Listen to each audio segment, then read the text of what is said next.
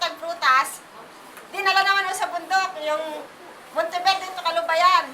Alis ho siya ng 7 o'clock, dadating po siya ng 3 o'clock na madaling araw. Yun pa rin po ang kanyang ginagamit. Di pag magluluto na ako, 4 o'clock, gamit ko pa rin, di halos ho walang pahinga.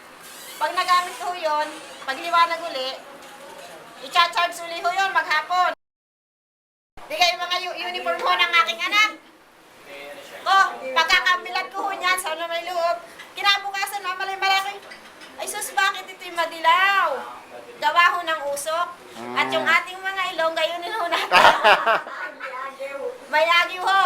Ay ngayon, goodbye agiw. Ay maliwanag na ho ang buhay eh. At diretso pa ho ang trabaho. Ika nga, di kayo tayo mga misis. Sasabihin, aba, mag-overtime naman tayo sa maliit. Ay hindi ho ngayon. Nag-overtime na ho sa pagkukupras. Sali po na yung nagdo-double ho tayo na ng kwan. Double work kasi sinasabi na. Trabaho sa araw, trabaho sa gabi. Kaya dagdag kita ho yun. Kaya may liwanag ang ating buhay sa solar.